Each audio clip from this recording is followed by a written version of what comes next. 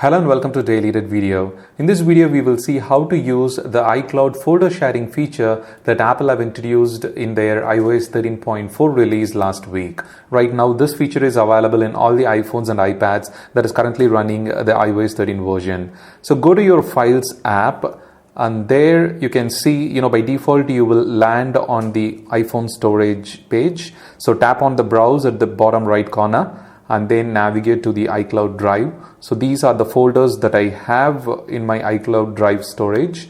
So tap on select, and you can select any existing folders or you can create new folders from the bottom options that is available. So right now I'm selecting the images, and here on the bottom left corner you can see the share icon. So tap on that, and in this share sheet you will see the add people option. So this option won't be visible if you're trying to view the share sheet from your on the iPhone storage page. So tap on add people. It will check for the internet connection. You need to have your cellular data on, and it will show that the account associated, the Apple ID associated to this particular folder. And below you can see the share options. You can decide like what kind of permission that this particular folder will have, and the other persons that you're going to add to this folder to collaborate or to upload and download the files and contents of it. So you can decide anyone with the link can access this folder, or you can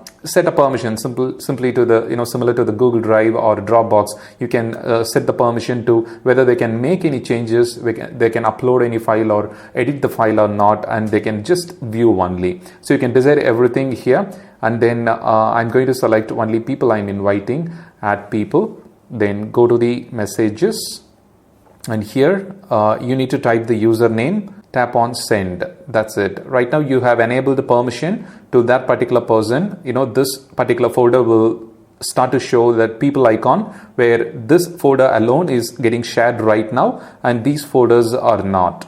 So simply click on done, and that's it. You can choose multiple folders and you can enable with the different people, like group sharing or with multiple people sharing. And if you want to remove the existing share option from, if you have selected already some person and you want to remove them from the share privilege, then select the folder and then click on the share sheet icon.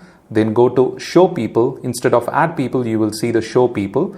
And there you can add people, new people to this particular folder sharing, or you can select that particular person detail and then click on remove access, or you can modify the permission, whether they can make any changes, or from view only access you can upgrade them to edit option, or you can degrade their permissions. It totally depends on your requirement. So right now I'm going to remove access, and that is all. So now the access has been removed, and instead of the show people, the add people should be here. I think there is a bug still there on the iCloud folder sharing, which we can expect it to be fixed in upcoming update.